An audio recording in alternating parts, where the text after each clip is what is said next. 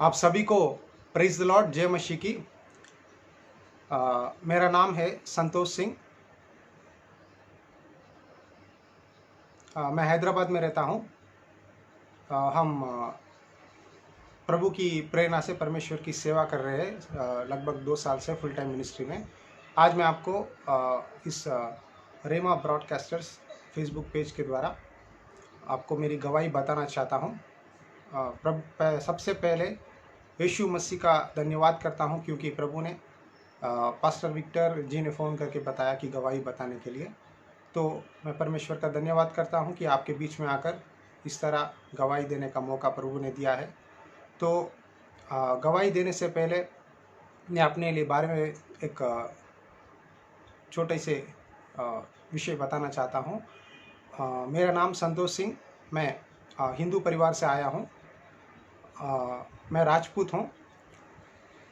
हमारे ग्रैंडफादर्स और उनके टाइम में बुंदेलखंड में रहते थे। उधर बहुत बड़ा अकाल पड़ा, उसके कारण हमारे ग्रैंडफादर्स इधर आंध्र प्रदेश और तेलंगाना इधर साइड साउथ में सेटल हो गए थे। उसके बाद मेरे पिताजी भी एक रेलवे एम्प्लॉय थे। एक दिन 10th क्लास में था मैं, एक क्रिकेट ग्राउंड में क्रिकेट खेल रहा था। उस ग्राउंड में यीशु मसीह की सभा हो रहा था। उस सभा में परमेश्वर के दास आए हुए थे। तो मुझे यीशु मसीह के बारे में कुछ भी नहीं मालूम था। सिर्फ मैं यीशु से इतना ही जानता हूँ कि उनका जन्मदिन दिसंबर 25 है और वो क्रिसमस है। उसी दिन मेरी माँ का जन्मदिन भी हुआ है। तो उस सेंटिमेंट लेकर हर साल एक कैथलिक चर्च को जाना और एक कैंडल सुलगाना और एक प्लम केक टुकड़ा लेकर खाना और परमेश्वर की स्तुति करना, वो एक ही जानता था। हम मूर्ति पूजक थे, लेकिन प्रभु की प्यार उतना महान थी कि उस समय जब मैं उस ग्राउंड में क्रिकेट खेल रहा था, हमारे ग्राउंड में एक पास्टर जी और उनके एक टीम ने आकर एक पेंटिंग डालने लगे एक दीवार पर। अब तो हमें पोस्टर्स मिलते हैं वचन के, लेकिन उस समय में पेंटिंग करते थे। तो वो पेंटिंग में एक वचन लिखा हुआ था। वो वचन अभी भी मुझे याद है। वो है, मेरी अनुग्रह तुम्हें काफ़ी है, माई grace is sufficient for you. ये बात पढ़ने के बाद एक कबूतर का चित्र उन्होंने बनाया और पास्टर जी ने वचन सुनाना शुरुआत किया।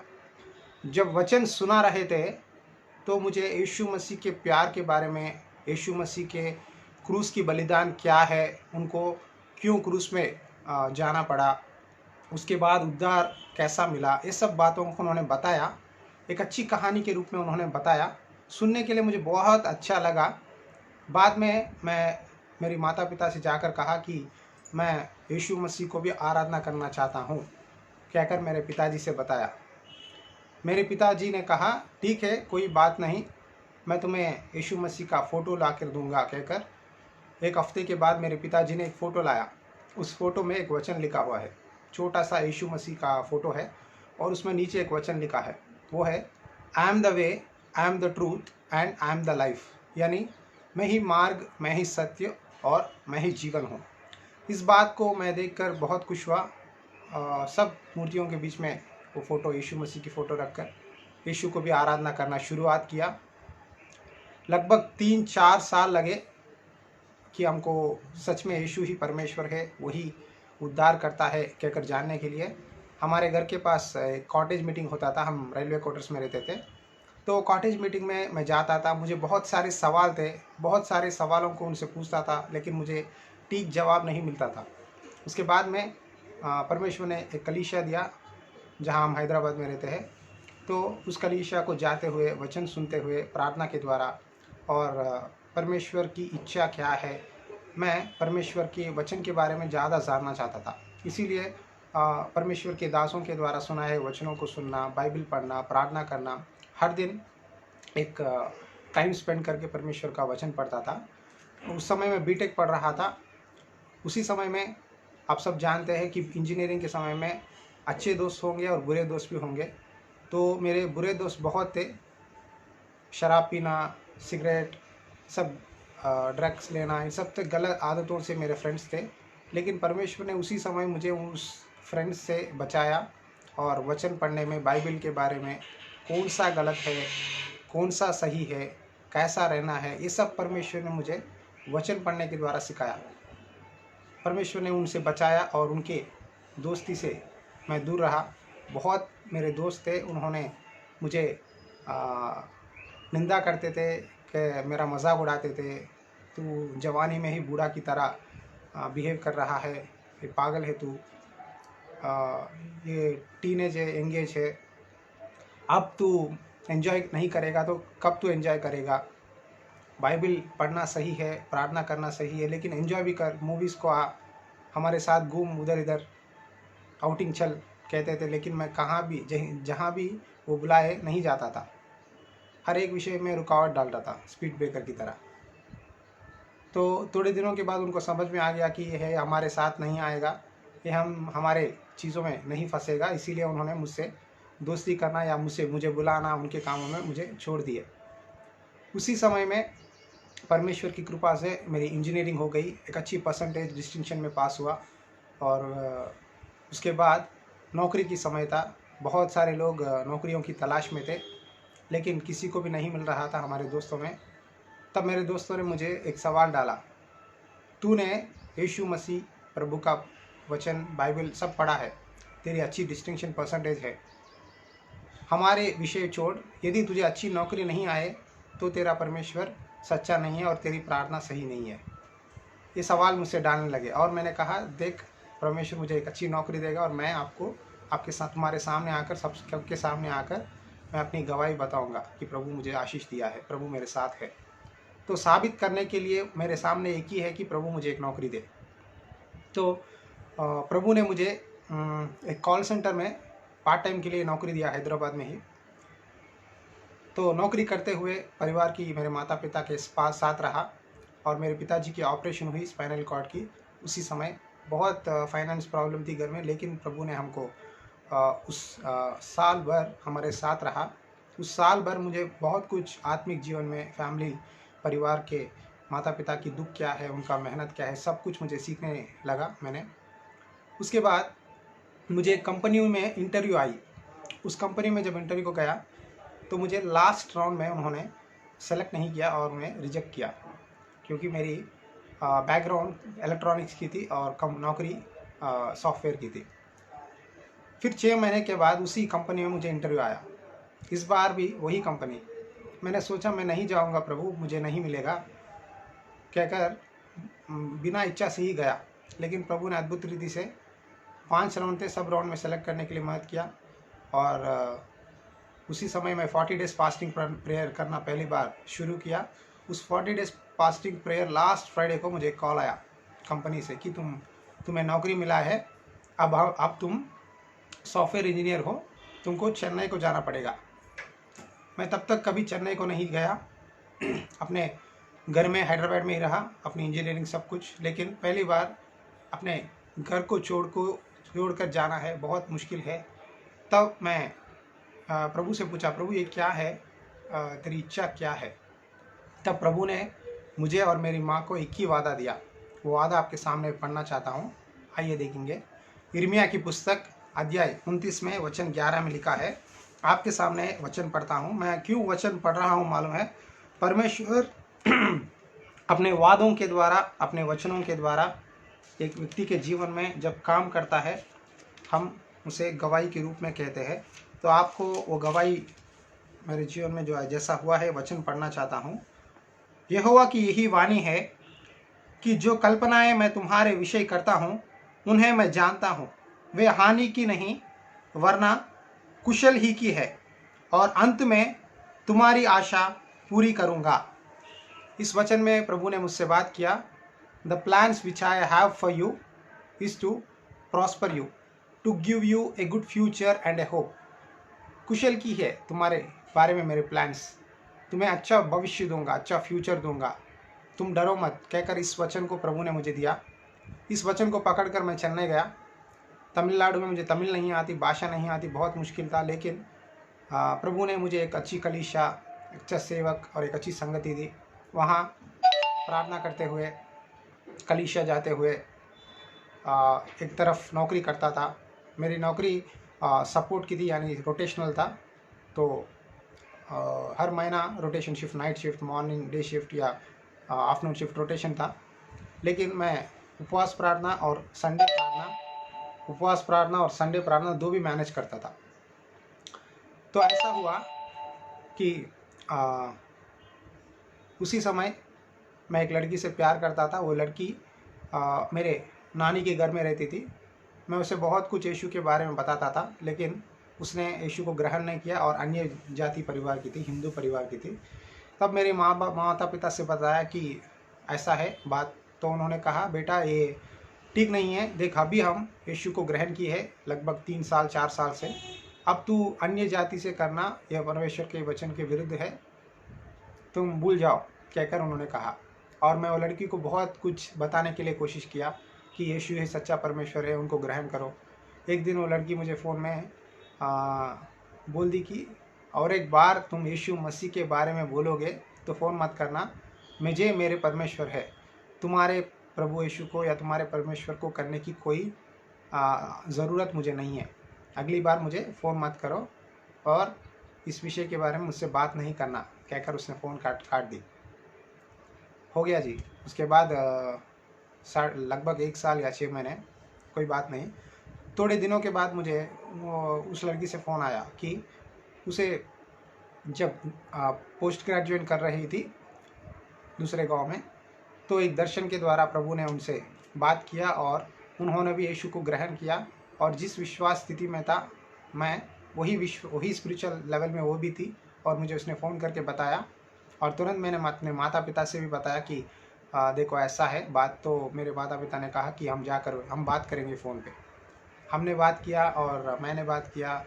सब कुछ बात होने के बाद उन्होंने कहा कि हमें मंजूर नहीं है, क्योंकि तुमने मेरी बेटी को ज़बरदस्ती से तुमने मसीही बनाया है। हमारी बेटी ऐसा काम कभी नहीं करेगी, वो विश्वास नहीं करेगी यीशु को। उनको प्रॉब्लम यही था कि हम यीशु मसीह की आराधना करते हैं। तो थोड़े दिनों के बाद हमने बोला, उन्होंने स्वीकार नहीं किया। उसके बाद हमारी माता पिता की मदद से हमारी रजिस्ट्रेशन मैरिज हुई। उनके परिवार वाले इसके लिए मंजूर नहीं है, क्योंकि उनको हम एक हिंदू की तरह रहना उनको पसंद है। लेकिन प्रभु ने हमें चुना है, प्रभु ने हमें उद्धार दिया है हम दोनों को। तो माता पिता की सपोर्ट तो शादी में था, लेकिन चेन्नई में आने के बाद मुझे कोई नहीं है। मुझे शादी हुआ उसी समय मेरी पत्नी के साथ, ये जिस तरह मैंने बताया है। तो मेरे ससुराल वाले इसके विषय में यीशु मसीह की आराधना में स्वीकार ही नहीं करते थे, हमें बहुत निंदा करते थे। उन्होंने अपनी बेटी से बात करना भी छोड़ दिया लगभग 2-3 साल। मैं मेरी पत्नी अकेले थे। तब मेरे पास्टर जी के पास जाके बताया कि देखो पास्टर जी ऐसा कह रहे हैं, क्या करें। तो पास्टर जी ने कहा, जिसने प्रभु को जोड़ा है तो तीसरा व्यक्ति तोड़ नहीं सकता। तुम आत्मिक जीवन में उन्नति पाओ। अगर प्रभु आपको माफ़ करेगा तो सब लोग माफ़ करेंगे। तुम फिक्र करने की कोई ज़रूरत नहीं है, वही तुम्हारे पास आएंगे, सिर्फ उनको तुम माफ़ी मांगना। तो हमने फ़ोन करके अपने ससुराल वालों को माफ़ी मांगा और कहा, देखो हम सच्चे परमेश्वर की आराधना करते हैं, ये कोई धर्म नहीं है, एक विश्वास का मार्ग है, आप समझिए, कहकर हमने बताया। लेकिन उन्होंने स्वीकार नहीं किया। और मैं, मेरी पत्नी हर सैटरडे और संडे, मेरी ऑफिस कंपनी हॉलीडे थी, तो हर सैटरडे मैं मेरी पत्नी मिलकर फास्टिंग प्रेयर करते थे। फ्राइडे कलीसिया में थी और सैटरडे हमारे घर में होता था। तो उस फास्टिंग प्रेयर में प्रभु ने बहुत सारे वादे देना, विश्वास में मजबूत करना, हमें बाइबल कैसा पढ़े, परमेश्वर की इच्छा क्या है, सब कुछ सीखने के लिए परमेश्वर ने मदद किया। एक बार हमारे घर के पास एक मलयालम फैमिली थी। उनके घर में हर हफ्ते 2 आराधना होती थी, वेडनेसडे और सैटरडे। तो मेरी पत्नी भाषा नहीं जानती, लेकिन फिर भी उस मीटिंग में जाकर बैठकर प्रार्थना में शामिल होती थी। तो एक बार ऐसा हुआ कि एक दिन, यानी दिसंबर 31, 2014 को मुझे कंपनी में से शिफ्ट था, कैब आता था मुझे ऑफिस को, घर को।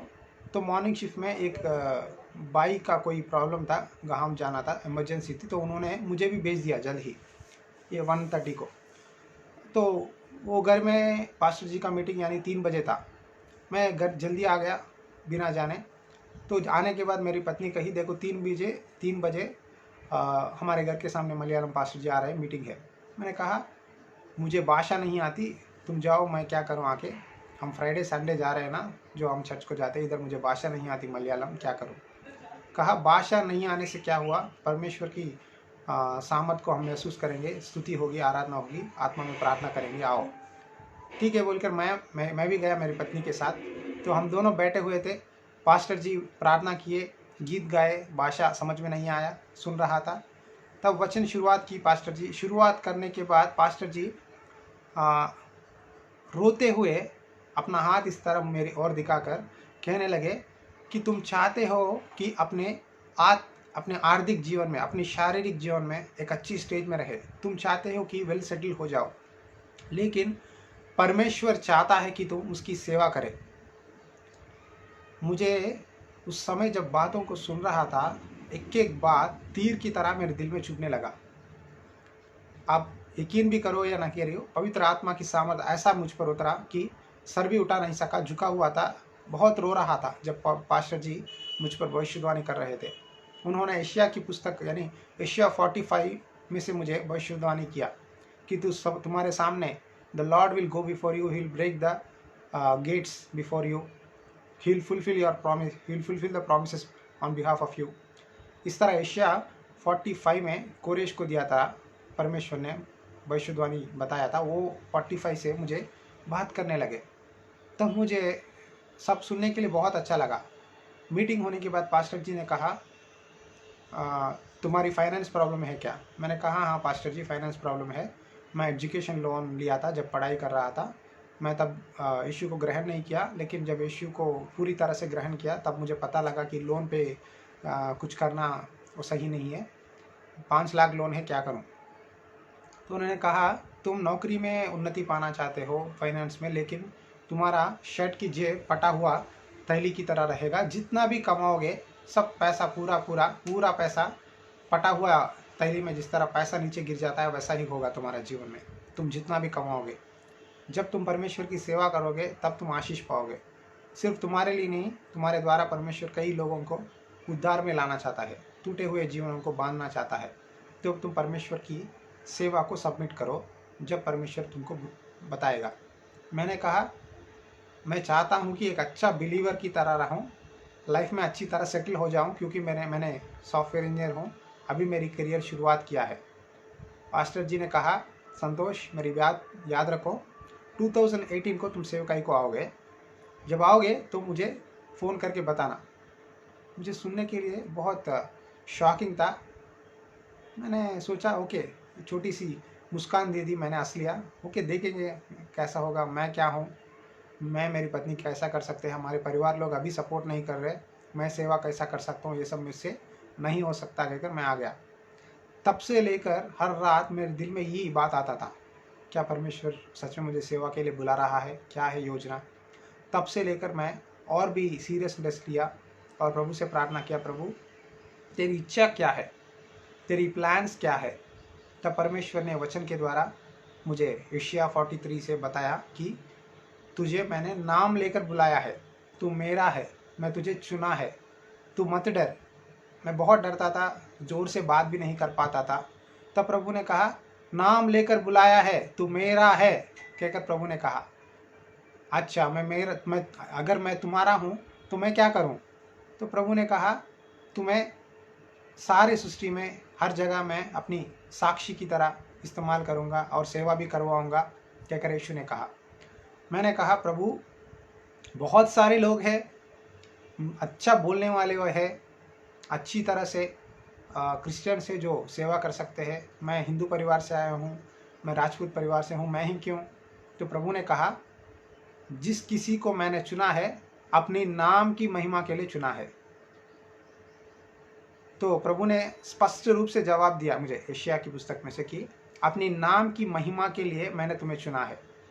तब मैंने कहा ठीक है प्रभु, मैं सबमिट हो जाऊंगा आपकी कॉलिंग को, लेकिन मुझे उस पास्टर ने कहा, मुझे हमारे कलीसिया के पास्टर जी के द्वारा भी बता क्या कर। मैंने पूछा, लगभग 6 महीने प्रार्थना किया, प्रभु हर बहुत सारे वचन सेवकाई के लिए ही दे रहा था। और 2015 सितंबर में हमारे पास्टर जी ने भी बताया कि परमेश्वर तुम्हें सेवकाई को बुला रहा है। मैंने कहा पास्टर जी मेरा लोन है। उन्होंने कहा कितना? 4.5। तब उन्होंने कहा लोन पेड़ के आओ, कर्ज को पेड़ो, उसके बाद कंप्लीट परमेश्वर की इच्छा जानो तब आओ, वेट करो। 2015 से लगभग 2-3 साल 2017 तक मैं वेट किया। उस समय में बहुत कुछ सीखा प्रभु से, और प्रभु से वो दर्शनों के द्वारा, ड्रीम्स के द्वारा और सेवकों के द्वारा, परमेश्वर के वचन के द्वारा हर संडे या फ्राइडे बहुत बार परमेश्वर मुझे चेतावनी देता रहा कि तुम सेवा करो, सेवा करो, सेवा करो। तब मैंने प्रभु से पूछा, प्रभु ये सब ठीक है, मुझसे बातें कर, मैं चाहता हूँ कि तेरी आवाज़ को भी सुनो। जब मैं तेरी आवाज़ को सुनूंगा तब मुझे कन्फर्मेशन होगी कि सच में मुझे सेवकाई को बुला रहा है। तब प्रभु ने एक दिन, लगभग 6 महीने यही प्रार्थना थी मेरी, तेरी आवाज़ से बातें कर, तेरी आवाज़ से बातें कर। क्योंकि परमेश्वर शमूएल से बातें किया, साधु सुंदर सिंह से बातें किया, तो फिर मुझसे क्यों बातें नहीं करेगा? मुझसे भी बातें कर। परमेश्वर की बातचीत एक एक व्यक्ति से अलग अलग तरीके से होती है, तो मेरे जीवन में भी बहुत अलग से था। एक संडे मॉर्निंग 3 o'clock, मुझे अभी भी याद है, सुबह 3 बजे जब मैं सो रहा था तो परमेश्वर का आवाज़ को सुना। उस आवाज़ में परमेश्वर मुझे आमोस पुस्तक अध्याय 3 को पढ़ने के लिए कहा। उस पुस्तक जब प्रभु ने आवाज़ सुना, मैं डर गया, उठकर बैठा और मेरे पत्नी से कहा कि प्रभु कह रहा है कि आमोस पुस्तक अध्याय 3 पढ़ो। तो मेरी पत्नी तुरंत बाइबल ला के दी। आपके सामने पढ़ना चाहता हूँ उस वचन को, सुनिए। आइए देखेंगे, आमोस पुस्तक अध्याय 3 में देखेंगे। आमोस पुस्तक अध्याय 3 में प्रभु ने कहा, मुझे वचन 6 से पढ़ता हूँ। क्या किसी नगर में नरसिंगा फूंकने पर लोग न तरतराएंगे? क्या यहोवा के बिना भेजे किसी नगर में कोई विपत्ति पड़ेगी? इसी प्रकार से प्रभु यहोवा अपने दास भविष्यद्वक्ताओं पर अपना मर्म बिना प्रकट किए कुछ भी न करेगा। सिंह गर्जा, कौन न डरेगा? परमेश्वर यहोवा बोला, कौन भविष्यवाणी न करेगा? इस वचन के द्वारा प्रभु ने मुझे कंफर्म किया कि देख, मेरी इच्छा के बिना कोई भी प्रोफेसी नहीं कहता। अपने दास भविष्यद्वक्ताओं के द्वारा मैंने तुमसे बात किया है। अगर तुम्हारे बाजू में आकर एक लायन या टाइगर आके बाजू पुकार रहा है तो क्या तुम नहीं डरोगे? डरोगे ना? तो इसी तरह जब मैं बात करूंगा, अपने सेवकों के द्वारा प्रोफेसी बताऊंगा, तो तुम्हें उसे स्वीकार करना है। कहकर इस वचन के द्वारा उस आवाज़ को जब ये वचन पढ़ने के लिए प्रभु ने कहा, सुना था, तब मुझे कंफर्म हो गया कि हाँ, ये प्रभु की कॉलिंग है, मुझे सबमिट करना है। तब से लेकर मैं प्रार्थना करने लगा, प्रभु मेरी लोन को पेड़, जब मेरी कर्ज को तू पेड़ेगा तब मैं तेरी सेवकाई को आऊँगा। क्योंकि हम जब चेन्नई आए थे, मैं आया था, मेरी पत्नी आई थी, किसी की मदद नहीं थी, 0 से स्टार्ट किए। सिर्फ 4, आप विश्वास करोगे या नहीं, सिर्फ 4 पेयर ऑफ ड्रेसेस, 4 जोड़ी की कपड़े मुझे और मेरी पत्नी के पास था, और कुछ भी नहीं था। लेकिन प्रभु ने लोन पेड़ते हुए धीरे धीरे घर में एक एक चीज़, सिलेंडर, स्टोव, टीवी, हर एक चीज़ एक एक देता रहा। जब परमेश्वर के विश्वास में जाते रहे, तब मुझे परमेश्वर ने कहा, तुम मेरी नीति और राज्य को ढूंढो तो ये सब कुछ तुम्हारे पीछे आएंगे, तुम्हारे ज़रूरतों को मैं पूरा करूँगा। और उसी तरह मैं परमेश्वर से कहा, प्रभु मैं सेवा करना चाहता हूँ। तो कलीसिया में पार्ट टाइम सेवकाई भी करने लगा। प्रेयर फोन्स उठाना, काउंसलिंग देना, लेटर्स लिखना, और जहाँ भी मीटिंग हो जाकर काम करना। सेवकाई में सब जगह मीटिंग को जाता था, सेवा में शामिल होता था। तब बहुत कुछ होता था मैं जब प्रभु का काम करता था। परमेश्वर ने मेरा दिल ऐसा बदल दिया कि संसार, नौकरी, ये सब एक दिन छूट जाएंगे, लेकिन जो मेरा काम करेगा वो सदा मेरे साथ रहेगा। तब मैं प्रभु से पूछा, प्रभु मेरी कर्ज को पेड़। जहाँ मैं कंपनी को नौकरी जाता था, मेरी पैकेज अच्छी थी, सब कुछ ठीक था, लेकिन सॉफ्टवेयर कंपनी में जब हमारी यानी सैलरी बहुत बढ़ना है तो हमें कंपनीज को चेंज करना है। इसीलिए कंपनी चेंज करने के लिए मैं बहुत कुछ इंटरव्यूज़ को गया, गवर्नमेंट जॉब्स को गया, लेकिन मुझे गवर्नमेंट जॉब कहाँ भी प्रभु ने नहीं दिया। प्राइवेट कंपनीज़ को गया तो एक जगह दूसरे स्टेट में नौकरी मिलना, और अलग जगहों में काम मिलना, ये सब होता था। तब प्रभु ने कहा, तुम यहीं रहो, दूसरी जगह मत देखो। तो ऑफ़र सब कैंसिल कर दिया। लेकिन चेन्नई में जब रहता था, दूसरा कंपनी नहीं मिला। ये क्या है प्रभु, कर्ज फेडना चाहता हूँ, नौकरी दूसरा नौकरी पूछ रहा हूँ ताकि तेरी सेवकाई को आऊँ, क्यों आप मुझे मदद नहीं कर रहे हैं, क्यों इसी में रख रहे हैं। तब मुझे मालूम नहीं हुआ। थोड़े दिनों के बाद मुझे ऐसा हुआ कि नौकरी में मुझे डबल प्रमोशन आ गया। मैं 8 साल की प्रमोशन सिर्फ 4 साल में ही, यानी कंसल्टेंट अच्छी नौकरी प्रमोशन आ गई और प्रभु ने मुझे आशीषित किया। लेकिन मेरा लोन तो नहीं पिड़ा, फाइनेंशियल से बढ़ रहा था, लोन तो नहीं पिड़ा। प्रभु से यही बार बार यही पूछता रहा, प्रभु तेरी इच्छा क्या है, कब मुझे सेवकाई को बुलाएगा, तुमने प्रॉमिसेस दिया है, ड्रीम्स दर्शन सेवकों के द्वारा बात किया, आवाज़ के द्वारा बात किया, कब आऊँ कब आऊँ, यही मेरी प्रार्थना। उसी समय मुझे मेरी पत्नी को प्रभु ने आशीष दिया और 2016 में एक बेटा दिया हमें। उसका नाम जॉन एलियट कहकर हमने रखा है। उस समय प्रभु ने उस बच्चे के विषय में एक वादा दिया।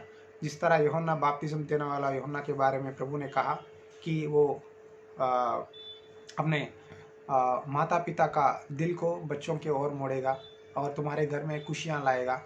उस प्रॉमिस परमेश्वर ने मेरे बेटे के द्वारा पूरा किया और मेरे ससुराल वालों ने उस बच्चे के द्वारा हमारे पास आना, हम उनके पास जाना शुरुआत किए। लेकिन उन्होंने यीशु को ग्रहण नहीं किए। फिर भी उनको हम पर तब से लेकर एक प्यार उत्पन्न हुआ अपने मेरे बेटे के कारण।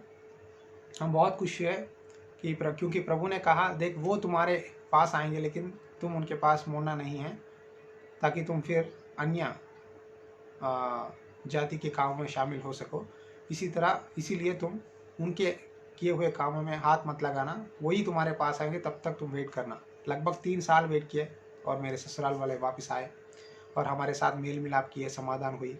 लेकिन परमेश्वर की आराधना करने में, यीशु को स्वीकार करने में अभी भी तैयार नहीं है अभी भी। उसके बाद परमेश्वर से पूछा, प्रभु क्या है? तो परमेश्वर ने मुझे क्या कहा कि wait for the Lord, keep his way, trust in the Lord, do good. यही बात, wait for the Lord, wait करो। कैब में जाता था, आप विश्वास करते नहीं, इस बात के लिए बहुत रूट कर रोता था। कैब में नाइट शिफ्ट जा रहा था, प्रभु मुझसे नहीं हो सकता, तेरी कॉलिंग है कि मैं सेवा करूं। फिर ये क्या है, कब तक इस तरह नौकरी करता रहूं शिफ्ट में। और उसी समय फास्टिंग प्रेयर थी फ्राइडे नाइट, और जब नाइट शिफ्ट को जाना पड़ेगा तो चर्च को नहीं जा सकूँगा, इसीलिए मैं शिफ्ट को स्वैप करता था, यानी थर्सडे ही नाइट शिफ्ट करके फिर फ्राइडे मॉर्निंग शिफ्ट करके बिना नींद से ही फिर चर्च को जाता था। थोड़े समय में लीव रखता था फ्राइडे को। तो नौकरी में भी प्रेशर थी। संतोष, यदि तुम्हें नौकरी चाहिए तो नौकरी करो, चर्च जाइए, सेवा चाहिए तो नौकरी छोड़ दो, सेवकाई करो, क्यों हमें तुम इस बात को बार बार पूछ के परमिशन लेते हो या लीव्स रखते हो। तो 2 तरफ से प्रेशर था। मैंने प्रभु से कहा, प्रभु तेरी इच्छा है कि मैं सेवा करूं, तो मुझे फुल टाइम को बुला, क्यों ऐसा वेट कर रहा है, बोल के मैंने प्रभु से पूछा। लेकिन एक दिन मेरे जीवन में आया कि प्रभु ने मुझसे फिर वचन के द्वारा बात किया, वो है be dressed and be prepared for the service of the Lord, keep your lamps burning. इस तरह प्रभु ने वचन से बात किया और मुझे बहुत खुश हुआ। और उसी समय हमारे पास्टर जी ने भी फिर आकर बुलाए, वो 2017 सितंबर है, कहा कि संतोष तुम सबमिट हो जाओ परमेश्वर की सेवकाई को, अब आ जाओ, लगभग 2-3 साल के बाद। तो मैंने कहा मैं तैयार हूँ। फिर भी और एक बात कहा, पास्टर जी लोन है कितना, 3 लाख, यानी 3.5 लाख लगभग। तो उन्होंने कहा तुम इस तरह बोलोगे तो ऐसा ही होगा, तुम प्रभु का काम करो, प्रभु तुम्हारा काम करेगा। ठीक है, मैं सबमिट हो जाऊँगा। तो पास्टर जी ने कहा 3 महीने उपवास रह के फिर मेरे पास आके बताओ क्या परमेश्वर सेवकाई को बुलाया है और वादा बताओ। फिर ये एक टेस्ट है। तो फिर उपवास रहा, 3 महीने वेट किया, तो प्रभु ने मुझे कंफर्म किया और एक वादा भी दिया, आपके सामने बताना चाहता हूँ। वो है यिर्मयाह की पुस्तक अध्याय 30 में लिखा है, आपके सामने पढ़ता हूँ, देखिए। बुक ऑफ यिर्मयाह चैप्टर 30 में प्रभु ने मुझे एक वादा दिया। वो है सेनाओं का यहोवा की यही वाणी है कि उस दिन मैं उसका रखा हुआ जुआ तुम्हारी गर्दन पर से तोड़ दूंगा और तुम्हारे बंधनों को टुकड़े टुकड़े कर डालूंगा, और परदेसी फिर उनसे अपनी सेवा न करने पाएंगे, परंतु वे अपने परमेश्वर यहोवा और अपने राजा दाऊद की सेवा करेंगे, जिसको मैं उन पर राज्य करने के लिए ठहराया हूँ। देखो इस वचन में प्रभु ने मुझसे 8th वर्ष में बात किया कि I will break the yoke of your necks and will tear the bonds. No longer will foreigners enslave them. Instead they will serve the Lord. इस तरह प्रभु ने मुझे वादा दिया कि तुम आगे से लेकर अन्य यानी इजिप्ट, मिस्र यानी संसार दुनिया, तो इनकी दुनिया की काम तुम नहीं करोगे, लेकिन मेरा काम करोगे, तुम मेरी सेवा करोगे। इस वचन के द्वारा प्रभु ने स्पष्ट रूप से बात किया। तो मैंने तैयार हुआ, हाँ प्रभु मैं रिज़ाइन करने के लिए तैयार हूँ। तो पास्टर जी को बताया, उन्होंने भी स्वीकार किए। तो मैंने पूछा प्रभु ये ठीक है, सेवकाई को बुला रहा है, लेकिन टाइम क्या है, कब आऊँ? देखिए रेलवे स्टेशन आप जाते हैं ना, बहुत सारे ट्रेन होते हैं, हर एक ट्रेन का टाइम अलग अलग होता है, 5 या 10 मिनट से। तो मेरी टाइम क्या है कहकर प्रभु से पूछा। तो प्रभु ने कहा मुझे पतरस को यीशु ने कहा एक वचन, यदि आप याद हो तो बताऊंगा इसका छोटी से, कि पतरस यदि तुम इस खेत को देखोगे तुम क्या कहोगे? क्या और भी 4 महीने हैं ना कटने के लिए, लेकिन बोने वाले बो रहे हैं, कटनी करने वाले कटनी कर रहे हैं। इस वचन में प्रभु ने एक बात कहा कि 4 महीने है ना, इस खेत को देखकर तुम कहेंगे कि कटनी का समय आ गया है। तो मैंने इस प्रॉमिस को क्लेम किया, इसी को मैं कन्फेस करता रहा कि प्रभु ठीक है, 4 महीने तूने टाइम दिया है। तो वो समय दिसंबर 2017 थी जब मुझे वादा मिला। तो परमेश्वर की इच्छा के अनुसार अप्रैल 2018 को मुझे सेवकाई को आना है फुल टाइम, यही परमेश्वर के प्रॉमिस के अनुसार। लेकिन मैं जनवरी 25 को रिज़ाइन किया, मेरे पास्टर जी सब कंफर्मेशन मिलने के बाद। अब सवाल यह है कि कंपनी में नोटिस पीरियड 3 महीने ही के, 3 महीने नोटिस है, यानी मैं मई में आऊँगा सेवकाई को।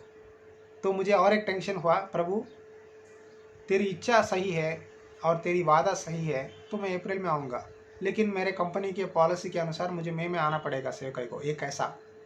तो यही बात पर प्रार्थना करता रहा। उसी समय में मेरे कंपनी से मुझे और एक ऑफ़र आया कि तुम मलेशिया को चले जाओ, मलेशिया में एक अच्छी प्रोजेक्ट है, उसमें नौकरी करो और तुम्हारे लोन को भी पेड़ सकोगे, 1-2-3 साल काम करो, कितना जितना चाहे उतना कमा लो, वापस आओ, फिर सेवा करना है तो जो करना है कर लो कहकर बहुत सारों ने सलाह दिया।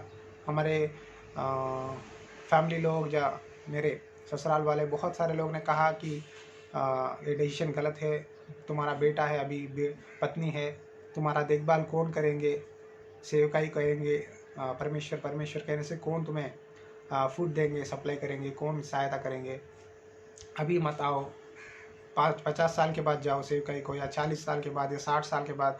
उस तरह बहुत सारे लोगों ने बहुत सारे अपने ओपिनियंस देने लगे। लेकिन मुझे परमेश्वर ने स्पष्ट रूप से कहा कि तुम मलेशिया को नहीं जाना, क्योंकि रूत से प्रभु ने कहा ना, रूत की पुस्तक में कि कुमारी तुम इसी खेत में रहकर काम करो, दूसरे जगह अपने आंखों को मत, अपने नज़र को मत रखो।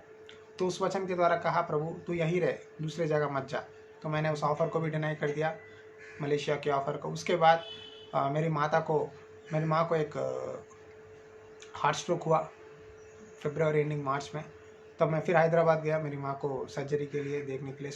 तब उन्होंने स्टंट डाले, लेकिन उन्होंने कहा 50-50 है चांसेस। तब मैं, आप यकीन करो या नहीं, अंडरग्राउंड पार्किंग में यशोदा हॉस्पिटल थी वो हैदराबाद में, मैं नीचे बहुत रोने लगा। प्रभु क्या है, सबमिट हुआ सेवकाई को, रिज़ाइन किया, तेरी बात माना, अब मेरी माँ को ऐसा हो रहा है, अगर मैं सेवकाई को आने वाला हूँ तुरंत, तो मेरी माँ को कुछ हो गया तो क्या करूँ, वो बहुत रोने लगा। तब परमेश्वर ने मुझे एक वादा दिया, वहाँ रो रहा था, परमेश्वर की आवाज़ सुनने लगा। वो आवाज़ में से एक वादा परमेश्वर ने दिया, मैं आपके सामने पढ़ूंगा, कृपया सुनिए। वो है यिर्मयाह 33 में दिया था, मैं आपके सामने पढ़ता हूँ। वो वचन है, ये आवाज़ में सुना मैंने कि देख देख मैं इस नगर का इलाज करके इसके निवासियों को चंगा करूँगा और उन पर पूरी शांति और सच्चाई प्रकट करूँगा। ये वचन के द्वारा बात किया। और एक बार आपको इंग्लिश में पढ़ता हूँ। I will bring health and healing to it, I will heal my people and will let them enjoy peace and security.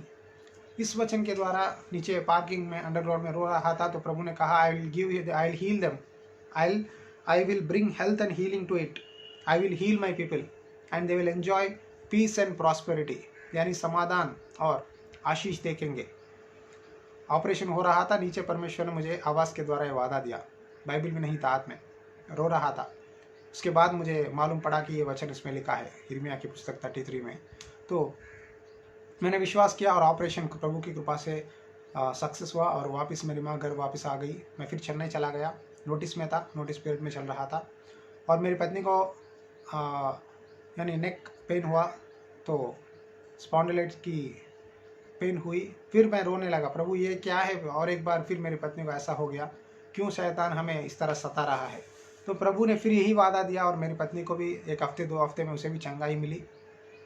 मार्च 22 सुबह 6 बजे प्रभु ने मुझे कंफर्म कर दिया, एक वादा दिया, वो आपको बताना चाहता हूँ, देखेंगे। वही मेरी फाइनल प्रॉमिस थी सेवकाई को आने के लिए। वो है एशिया की पुस्तक अध्याय 22 वचन 19, book of Isaiah chapter 22 verse 19 आपके लिए पढ़ता हूँ, देखिए।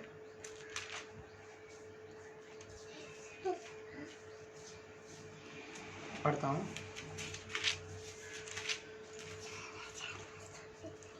वो है मैं तुझको तेरे स्थान पर से ढकेल दूंगा और तू अपने पद से उतार दिया जाएगा। वो वचन मैं इंग्लिश में भी पढ़ता हूँ आपके लिए, सुनिए। ये सुनने के लिए आपको शॉकिंग रहेगा, लेकिन अच्छा है सुनने के लिए। मैं तुझको तेरे स्थान पर से ढकेल दूंगा और तू अपने पद से उतार दिया जाएगा।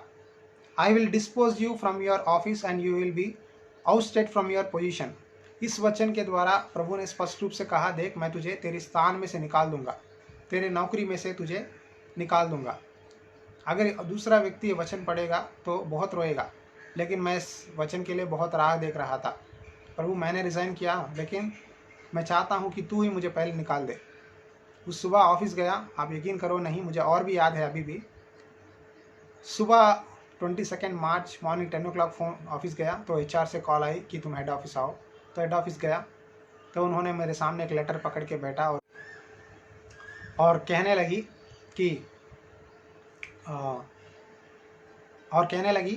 कि देखो तुम्हारी पॉलिसी चेंज हुई, इसीलिए हम तुमको मार्च में ही भेज रहे हैं यहाँ से, लोकेशन से, नौकरी से। तो तुम्हारी नोटिस पीरियड के अनुसार तुम्हारी सैलरी पूरा दे देंगे, अप्रैल का भी दे देंगे। तो तुम मार्च 27 से कंपनी छोड़ना पड़ेगा। मुझे बहुत खुश हुआ, वापस बाहर आया, 27 को रिज़ाइन हो गई, मेरी 2 महीने की सैलरी आ गई। आप यकीन करोगे नहीं, 3 महीने में परमेश्वर ने मेरा सेवकाई को आने के बाद अप्रैल में आया 2018 को, 3 महीने में मेरी PF ग्रेट्युटी सब कुछ आ गया और पूरा कर्ज 3.5 लाख कर्ज पिट गया। परमेश्वर ने मुझे जवाब दिया तब, देख तूने 5 साल 6 साल नौकरी किया, लेकिन 1.5 लाख की 1.5 लाख की तूने लोन पेड पाया, लेकिन जब तूने मुझे सबमिट हुआ, मेरी कॉलिंग को मेरे समय में आया, मैंने तेरा पूरा कर्ज पेड दिया और कलीसिया में सेवकाई में शामिल होता हुआ आगे बढ़ा। प्रभु ने अद्भुत रीति से मुझे वहाँ 1 साल सेवकाई में इस्तेमाल किया। अब हैदराबाद में हूँ।